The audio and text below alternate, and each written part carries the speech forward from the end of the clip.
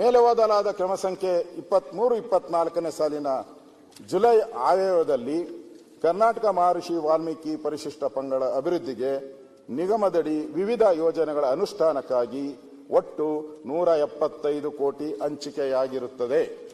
ಸರ್ಕಾರದ ಆದೇಶ, ರಾಜ್ಯ ಸರ್ಕಾರದ 175 ಕೋಟಿ ಹಂಚಿಕೆ ಮಾಡಿಬಿಟ್ಟು ರಾಜ್ಯ ಸರ್ಕಾರ. ಅಧ್ಯಕ್ಷರೇ, ಇದು ಯಾವ್ದಾವ್ದು ಖರ್ಚು ಮಾಡಬೇಕಾಯ್ತು ಅವರು? ಯಾಕಂದ್ರೆ ಇಲ್ಲಿ 175 ಕೋಟಿ ಲೂಟಿ ಆಗಿದೆ ಅಂತ ಪತ್ರಿಕೆಯಲ್ಲಿ ಬರೀತಾರೆ. ಏನೇನು ಖರ್ಚಿಗೆ ಆಗ್ಬೇಕಾಯ್ತು?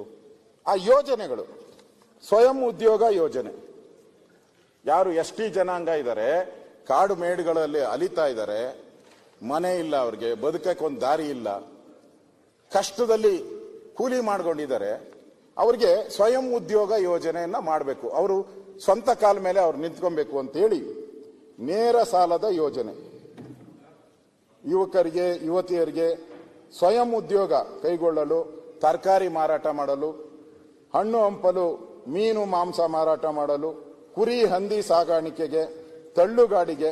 ಇವರು 175 ಕೋಟಿನ ತಳ್ಳುಗಂಡು ಹೈದರಾಬಾದ್ಗೆ ಹೋದ್ರು, ಅದು ಬೇರೆ ಪ್ರಶ್ನೆ. ತಳ್ಳೋ ಗಾಡಿ ಕೊಟ್ಟಿದ್ದು ಹಣ ಇದು ದಲಿತರಿಗೆ, ಪಾಪದ ಜನ, ಅದು ಕೊಡ್ಬೇಕಾಯ್ತು. ಇದನ್ನ ಎಷ್ಟು?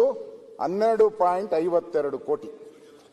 12.52 ಕೋಟಿ ಈ ತಳ್ಳೋ ಗಾಡಿಗಳಿಗೆ ಇದಕ್ಕೆ ಕೊಡಬೇಕಾಗಿತ್ತು. ಎರಡನೇದು ಉದ್ಯಮಶೀಲ ಅಭಿವೃದ್ಧಿ ಯೋಜನೆ, ಅಂದ್ರೆ ಸರಕು ವಾಹನ ಮಾಡುವಂತ ತಗೊಂಡೋಗೋರು ಟೆಂಪೋ ಓಡಿಸ್ಕೊಂಡು ಜೀವನ ಮಾಡ್ಕೊಳಕ್ಕೆ ಅವಕಾಶ ಮಾಡಿಕೊಡ್ಲಿ ಅಂತೇಳಿ ಅದಕ್ಕೆ 16.48 ಕೋಟಿ ಕೊಟ್ಟಿದ್ರು. ಭೂ ಒಡೆತನ, ಪರಿಶಿಷ್ಟ ಪಂಗಡ ಭೂರಹಿತ ಮಹಿಳೆಯರಿಗೆ, ಭೂರಹಿತ ಎಸ್ ಟಿ ಮಹಿಳೆಯರಿಗೆ ಭೂ ಒಡೆತನ ಕೊಡುವಂಥದ್ದು, ಅವ್ರ ಜಮೀನು ಕೊಡುವಂಥದ್ದು. ಆ ಜಮೀನು ಕೊಡುವಂಥದ್ಗೆ 15 ಕೋಟಿಯನ್ನ ಮಾನ್ಯ ಸಿದ್ದರಾಮಯ್ಯನವರು ಕೊಟ್ಟಿದ್ರು, 15 ಕೋಟಿ. ಅದೇ ರೀತಿ ತರಬೇತಿ ಕಾರ್ಯಕ್ರಮ, ಕೌಶಲ್ಯ ಅಭಿವೃದ್ಧಿ, ITI ಈ ತರದ ಎಲ್ಲ ಇರ್ತದಲ್ಲ, ಸ್ಟೂಡೆಂಟ್ಸ್ ಅವರ ಓದುವಂಥದಕ್ಕೆ ಅವಕಾಶ ಆಗಿ ಸ್ವಯಂ ಉದ್ಯೋಗ ಅಂದ್ರೆ ಕೆಲಸ ಸಿಗಲಿ ಅಂತ ಹೇಳಿ ಅದಕ್ಕೆ 10 ಕೋಟಿ ರೂಪಾಯಿ ಕೊಟ್ಟಿದ್ರು. ಆಮೇಲೆ ಸ್ವಸಹಾಯ ಸಂಘಗಳು, ಅವ್ರಿಗೆ 15,000, 25,000 ಇದೆಲ್ಲ, ಅದಕ್ಕೆ ಸಬ್ಸಿಡಿ 10,000 ರೂಪಾಯಿ ಸರ್ಕಾರ ಕೊಡ್ತಾರೆ, ಅದಕ್ಕೆ 10 ಕೋಟಿ ಮೀಸಲಿಟ್ರು. ಭೂ ಒಡೆತನ ಯೋಜನೆ 2ಗೆ 35 ಕೋಟಿ ಕೊಟ್ಟಿದ್ದಾರೆ. ಸಮಗ್ರ ಗಂಗಾ ಕಲ್ಯಾಣ ಯೋಜನೆಗೆ 40 ಕೋಟಿ ಕೊಟ್ಟಿದ್ದಾರೆ.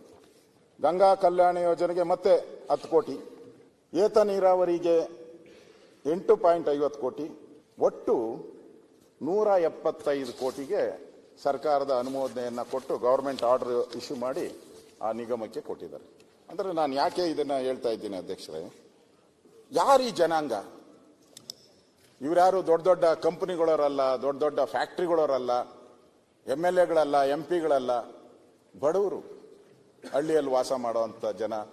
ಏನೋ ಸರ್ಕಾರ ನಮಗೇನೋ ಒಂದು ಅವಕಾಶ ಕೊಡುತ್ತೆ, ನಾವು ಆಯ್ಕೆ ಮಾಡಿದಿರಿ, ಸಿದ್ದರಾಮಯ್ಯನವರ ನೇತೃತ್ವದಲ್ಲಿ 136 ಜನನ್ನ ನಾವು ಆಯ್ಕೆ ಮಾಡಿದಿರಿ, ದಲಿತರ ಪರವಾಗಿ ಸಿದ್ದರಾಮಯ್ಯನವರು ಇರ್ತಾರೆ, ದಲಿತರ ಹಣ ನಮ್ಗೆ ಬರ್ತೈತೆ ಅಂತೇಳಿ 175 ಕೋಟಿ ಕ್ರಿಯಾ ಯೋಜನೆಯಾಗಿ ಸ್ಯಾಂಕ್ಷನ್ ಆಯ್ತು.